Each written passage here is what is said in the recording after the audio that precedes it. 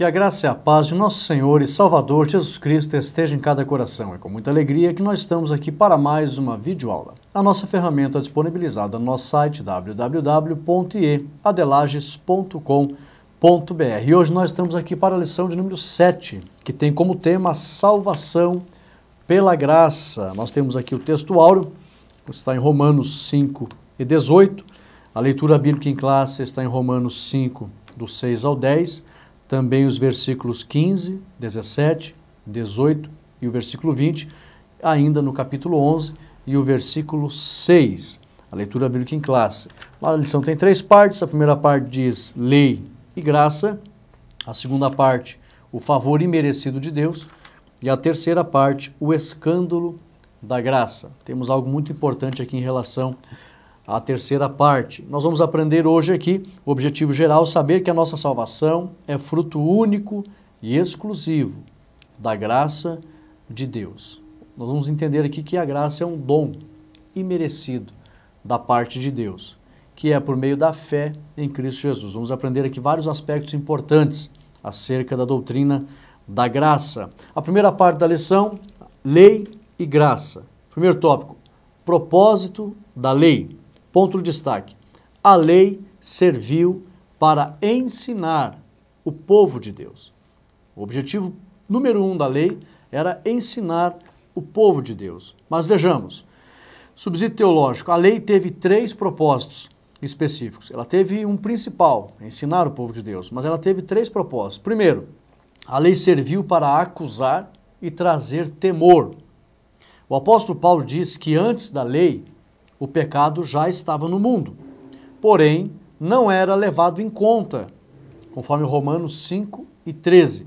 A lei serviu para acusar os homens e seus pecados, e que estes não ficariam impunes. A lei, então, ela serviu para acusar. Paulo diz que antes da lei o pecado já estava no mundo, mas não era levado em conta. Ou seja, não tinha acusação, o ser humano vinha pecando sem temer e não estava preocupado com as consequências. Então a lei veio para acusar e mostrar que haveria uma consequência, que o ser humano não iria ficar impune. E isso deveria trazer temor para o coração do ser humano. Então o primeiro objetivo da lei, acusar e trazer temor. O segundo objetivo, a lei serviu de aio. Paulo fala isso. Paulo diz que a lei serviu de aio, em Gálatas 3 e 24. Aio era um escravo que conduzia os filhos dos seus senhores para serem educados e treinados. O aio era um escravo, era um homem que pegava na mão dos filhos dos seus senhores e conduzia eles para treiná-los, para ensiná-los, para educá-los. Aio era um condutor. Paulo quis dizer que a lei serviu para manter os filhos de Abraão longe dos costumes dos povos, conforme estava escrito em Levítico 20 e 23. A fim de que o Messias pudesse nascer de uma mulher que temesse e servisse a Deus. Então, o segundo propósito da lei era conduzir o povo até a chegada do Messias, conduzir o povo de maneira que este não se misturasse com as práticas pecaminosas dos outros povos. Então, a lei, nós sabemos que todas as nações do mundo antigo, todos os povos, eram idólatras, eram desobedientes. Então, a lei serviu para afastar os filhos de Abraão desses povos, mantê-los na obediência para que as famílias pudessem serem famílias obedientes ao Deus verdadeiro. E dessas famílias Deus escolheria uma mulher para que dessa mulher viesse então a nascer o Messias. Então a lei conduziu o povo afastado dos outros povos pecaminosos em obediência até o nascimento do Senhor Jesus. E aí, então, a lei teve um segundo objetivo, serviu de aio, conduzir o povo em obediência, porque o aio fazia isso, levava a criança para que esta aprendesse em obediência aos seus pais. Então, a lei serviu de condutor, no caso do povo de Israel, conduzindo o povo em obediência até a chegada do Messias. Terceiro objetivo da lei, a lei ensinou a justiça, a misericórdia e a fé. A lei não vem só para acusar, a lei ensinava a justiça, a misericórdia e a fé, porque isso era o principal da lei, conforme Jesus falou em Mateus capítulo 23 e o versículo 23. Então a lei ela teve um propósito. Aplicação, a lei teve um papel importante no plano da salvação, porém não mais importante que a pessoa de Jesus Cristo. Então a lei ela teve um papel importante, porém ela não era mais importante do que a vinda e a pessoa do Senhor Jesus Cristo. Então 3 objetivos a lei teve. Primeiro objetivo, acusar e trazer temor. Romanos 5:13, Paulo diz que antes que houvesse lei, o pecado já estava no mundo, né? Porém não era levado em conta. As pessoas pecavam e não estavam nem aí com as consequências. Então a lei veio para ser acusadora, para imputar. Romanos 5:13. Até Paulo fala da imputação da lei, né? E também serviu de aio, de condutor, e também para ensinar justiça, misericórdia e fé, que era o mais importante da lei, e Jesus Cristo menciona isso em Mateus 23 e 23. Vamos lá para o segundo tópico. A lei nos conduziu a Cristo. Ponto de destaque. A lei segurou o povo diante de Deus para a vinda do Messias. Então a lei conduziu a Cristo. A lei segurou o povo aqui, longe dos outros povos, porque a lei mostrava que as práticas dos outros povos desagradavam a Deus. Então a lei segurou o povo até a Cristo, até a chegada do Messias. Subsídio teológico. De todos os povos do Antigo Testamento, apenas os descendentes de Abraão estavam temendo ao Deus verdadeiro. Mas, mesmo assim, até mesmo os descendentes de Abraão estavam contaminando-se com a idolatria dos outros povos. Mesmo a lei afastando os descendentes de Abraão dos outros povos, porém, entre os descendentes de Abraão, dentre eles, ainda tinha muitas pessoas que estavam se contaminando com a idolatria dos outros povos. A lei foi importante para acusar e mostrar que a maioria das práticas do mundo antigo, ou do mundo de então, não agradavam ao Deus verdadeiro e que essas práticas trariam um severo juízo da parte de Deus. Então a lei serviu para mostrar que muitas práticas não agradavam a Deus e que ainda essas práticas trariam um severo juízo da parte de Deus. A lei também mostrava, aliás, a lei ela serviu para acusar e mostrar o juízo, mas não era só isso não.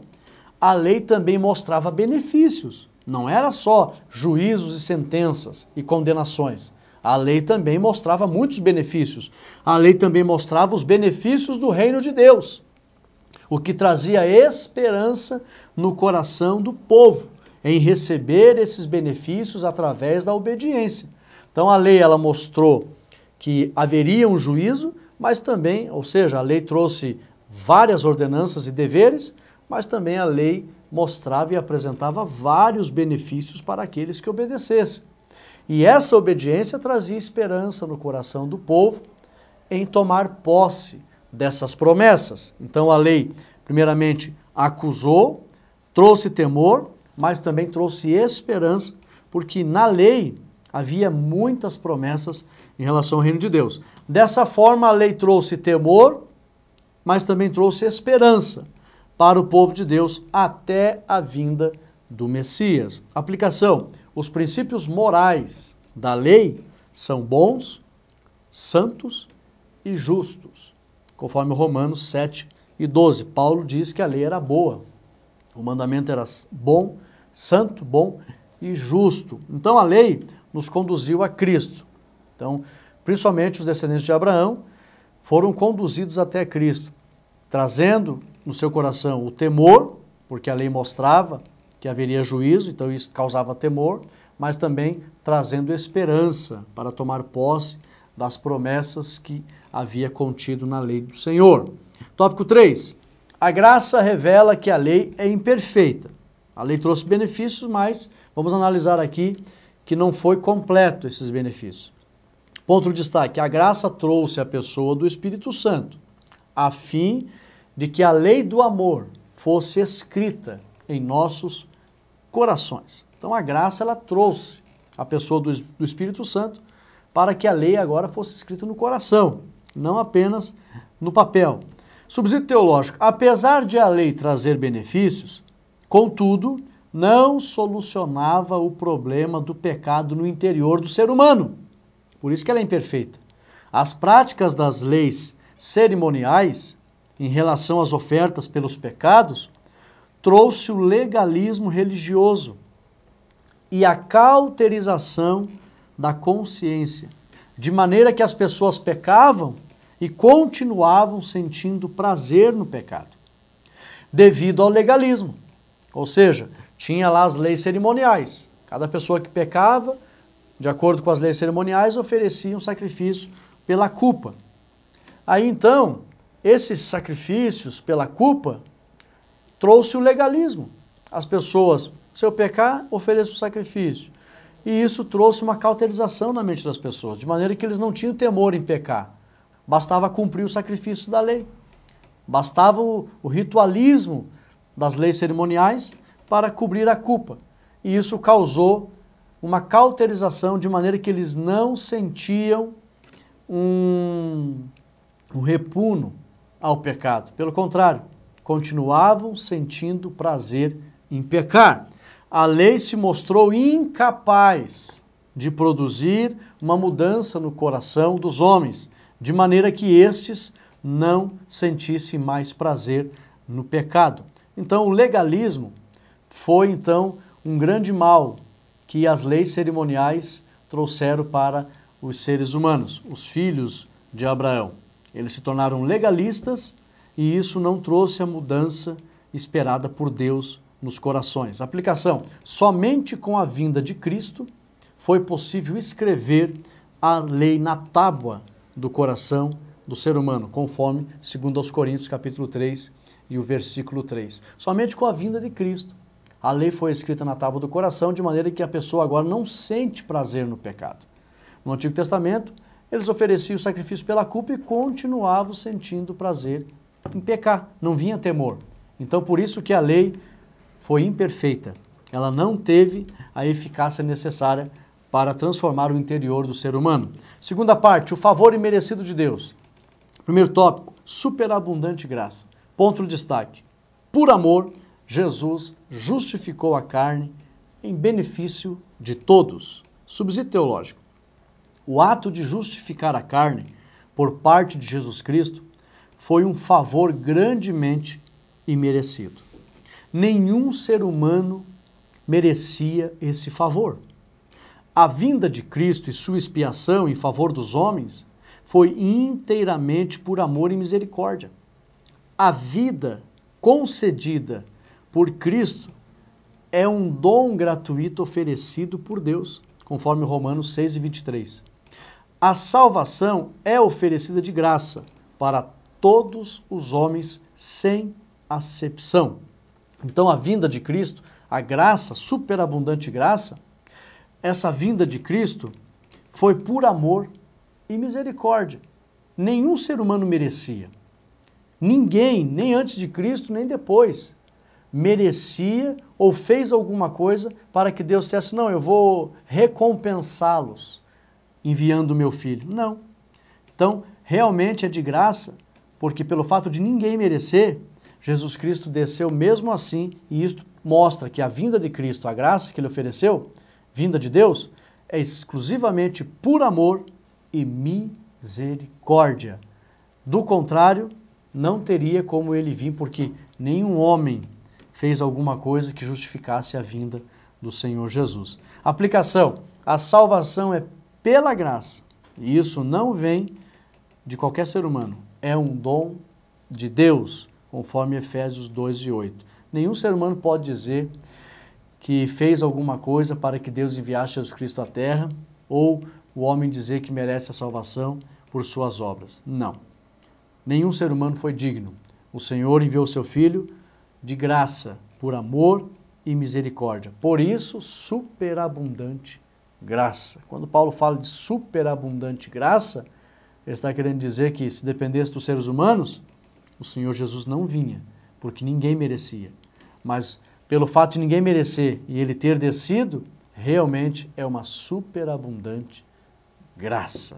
Um grande amor, uma grande misericórdia oferecidos pelo nosso Deus à humanidade. Segundo tópico, fé e graça. Ponto de destaque. A graça trouxe a fé para a humanidade. Muito importante esse ponto aqui. Todos são, mas este aqui é muito importante. Preste atenção. Subsídio teológico. Para que a graça da salvação seja real na vida do pecador, este precisa acreditar e servir ao Senhor Jesus Cristo. Quando alguém acredita e serve ao Senhor Jesus Cristo, ele mostra que recebeu de Deus o dom da fé para acreditar no plano da salvação por meio de Jesus Cristo. Do contrário, ele não iria acreditar. O apóstolo Paulo diz que pela graça os homens são salvos. Porém, isso se dá por meio da fé. E essa fé é dom de Deus, conforme Efésios 2:8. Isso significa que para a graça ter efeito na vida do pecador, este precisa se aproximar de Deus e abrir o coração a fim de receber o dom da fé para a salvação, conforme Mateus 11:28. Vinde a mim, os que estão cansados. Então, é necessário que a pessoa se aproxime de Deus, abra o seu coração e deseje servir ao Senhor. Quando ela deseja, ela recebe de Deus o dom da fé e passa a acreditar no plano da salvação e, mediante a isso, passa também a servir e obedecer a Jesus Cristo. Somente dessa forma, a graça terá efeito sobre a vida da pessoa, por meio da fé, que ainda não vem dela, é dom de Deus. A única coisa que a pessoa precisa fazer é desejar, se aproximando do Senhor com o coração aberto, para lhe servir em obediência. Aplicação: todo aquele que tiver fé em Jesus Cristo terá a vida eterna, conforme Marcos 16:16. Quem crer será salvo. Então, o crer da Bíblia não é acreditar, simplesmente acreditar que Deus existe. O crer da Bíblia significa obedecer.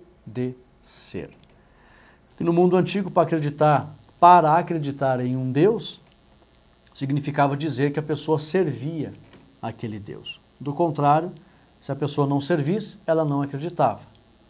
Se ela acreditasse, era sinal que ela servia. Se ela servia, ela obedecia. Então, quando a Bíblia diz quem crê, está querendo dizer quem obedece. Então, o crer da Bíblia é diferente do crer dos dias de hoje. Qual é a diferença, Rodrigo?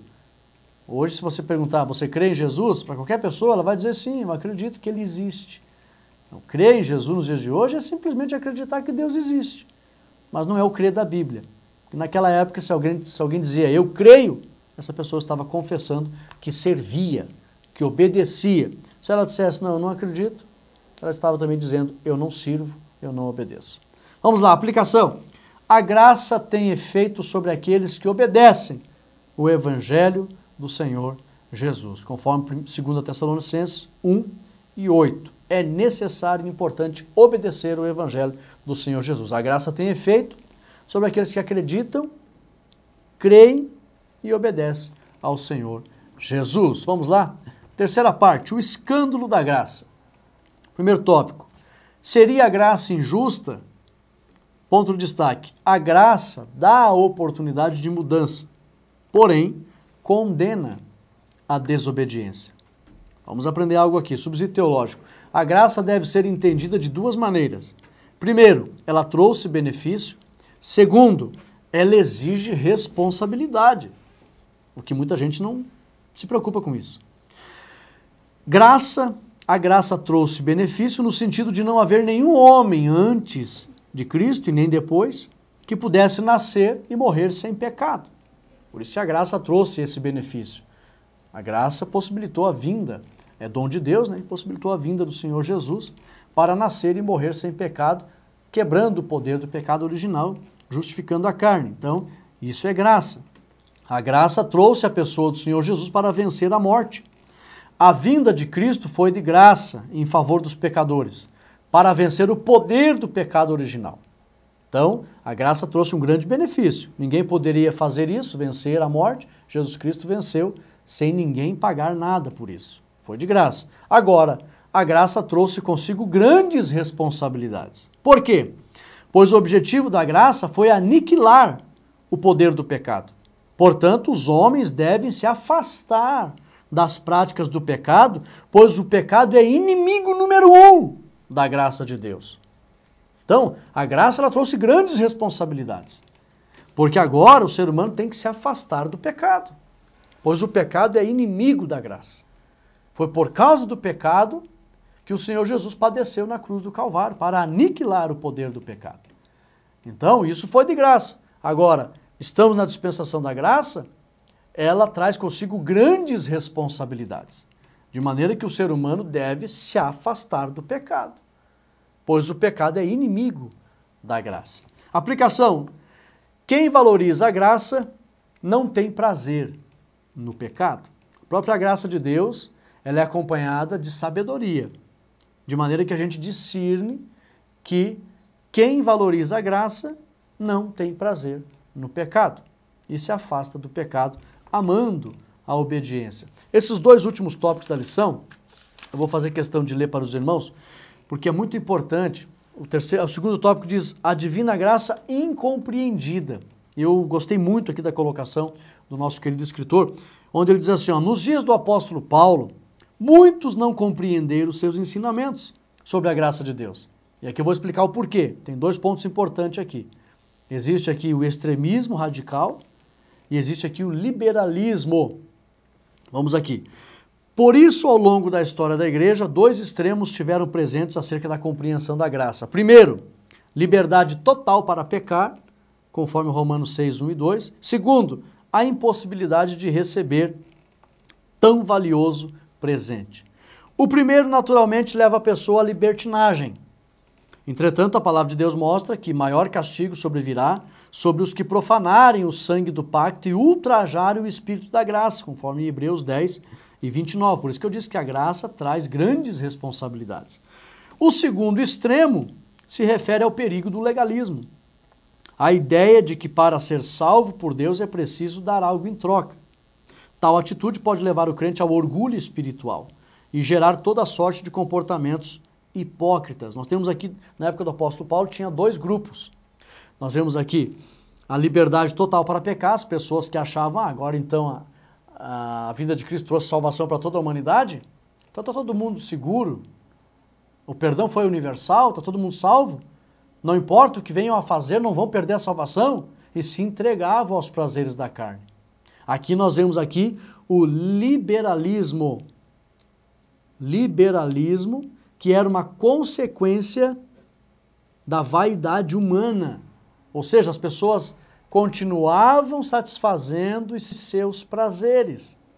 Tinha um grande número de pessoas, na época do apóstolo Paulo, que queriam continuar satisfazendo os seus prazeres, e esse desejo de querer satisfazer os seus prazeres levou a eles entenderem que a graça dava esse aval para continuarem pecando. Ou seja, o grande desejo de praticar os prazeres da carne fez com que eles entendessem errado o sentido da graça e compreenderam errado a graça do Senhor Jesus. Aqui o perigo. A pessoa deve realmente se esvaziar dos seus desejos pecaminosos para servir a Deus. Do contrário, se ela querer continuar servindo os seus prazeres, ela vai compreender errado. Ela não vai discernir a graça de Deus e vai achar que pode fazer tudo quanto é tipo de pecado. Então o primeiro grupo era esse. Eles queriam continuar satisfazendo os seus desejos e não entenderam a graça do Senhor. Compreenderam completamente errado. E o segundo grupo, que eram os extremistas radicais, eles acharam assim que não. Tudo de graça, não, eu tenho que merecer a salvação. As minhas obras, as minhas práticas, eu preciso realmente merecer a salvação. E aí anular a graça de Deus, atribuindo salvação às práticas humanas. Então aqui nós temos aqui dois grupos de pessoas que podem compreender errado a graça do Senhor Jesus. A graça do Senhor Jesus, para que a pessoa tenha um discernimento saudável, compreenda a sabedoria que explica sobre essa graça, ela precisa ser humilde e dependente, se esvaziando numa dependência total em obediência ao Senhor Jesus. Todo aquele que se aproxima do Senhor Jesus, esvaziando-se do seu orgulho, do seu ego e dos seus desejos pecaminosos, receberá pleno discernimento para servir a Deus com sabedoria, de maneira a receber os benefícios genuínos da graça. Ele não vai atribuir salvação às suas obras e também não vai se entregar às práticas libertinas do pecado. Então, para receber o entendimento saudável que a graça oferece, acerca da sabedoria que vem do alto, a pessoa deve se aproximar de Cristo humilde, com o coração aberto, esvaziando-se de si mesmo. E aí então a graça vai lhe ensinar a servir a Deus, de maneira que ele não se entrega ao extremismo religioso, atribuindo salvação às práticas humanas, e também não vai se entregar à pecaminosidade da libertinagem sem medida, descontrolada e desregrada, que muitos estão por aí dizendo que o perdão foi universal e se entregaram a todo tipo de prazer. Não. Então é muito importante, o apóstolo Paulo sofreu com isso, mas muitos, graças a Deus, se aproximaram do Senhor Jesus com humildade, com o coração aberto e receberam a graça e a sabedoria saudável que vem do alto para saber viver a graça do Senhor, de maneira a não atribuir salvação às suas obras e também não se entregar aos pecados da carne. Terceiro tópico, se deixar presentear pela graça. Isso aqui também é muito importante. Humanamente é impossível ao crente, alcançado pela graça, retribuir a Deus tão grande salvação. Tem pessoas que ficam se acusando, dizendo que não são dignos, que eles precisam fazer algo para Deus, porque eles têm que pagar o que Deus fez por eles. Não, nunca entre por esse caminho. Presta atenção. Humanamente é impossível ao crente alcançado pela graça retribuir a Deus tão grande salvação. Se fosse possível, já não seria graça, favor imerecido, mas mérito pessoal que tiraria de Deus a autoria divina da salvação. Em nosso relacionamento com Ele, quem tem mérito é o seu Filho Jesus Cristo. Podemos ficar em paz com isso. Basta obedecer a Cristo com humildade e dependência. Obediência mesmo. Assim, os que compreendem o favor inefável de Deus, é necessário compreender. Existe um discernimento que vem da parte de Deus, de maneira que a gente compreende a graça do Senhor Jesus, aceitando esse favor imerecido. É claro que a gente não pode também ser negligente, ser alheio à obra do Senhor, à vontade de Deus. A gente precisa produzir fruto digno de arrependimento. A gente precisa fazer com que as nossas obras acompanhem a nossa fé. Mas o assunto aqui é atribuir salvação às nossas obras. Não. Ninguém pode atribuir salvação às suas próprias obras. É isso que a lição está tentando falar. Agora, isso não significa que a gente não tenha que fazer com que as obras acompanhem a graça e a salvação. Assim, os que compreendem o favor inefável de Deus, mediante sua graça, devem deixar-se presentear por ela. Quem compreende o que significa ser justificado por Deus, se permite embalar nos braços do amor e do perdão do Pai. Para os filhos de Deus, cônscios do valor da graça do Pai, para os filhos de Deus, tudo é presente, tudo é dádiva, tudo é favor imerecido. Portanto, deixe-se presentear pela graça de Deus. No que diz respeito à salvação, ninguém pense que tem que fazer alguma obra para alcançar a salvação. Não, a salvação é de graça, basta crer no Senhor Jesus. Eu costumo dizer que salvação crer em Jesus é a verdadeira religião que salva. Agora, religiosidade são práticas. E as práticas de religiosidade, ninguém pode atribuir salvação às práticas de religiosidade. O que salva é a crença.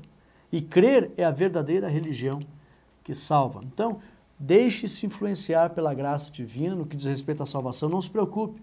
Mas eu tenho que pagar uma penitência, eu tenho que fazer alguma coisa para poder pagar a salvação. Não, a salvação é de graça. Tranquiliza o teu coração. Aleluia! Conclusão.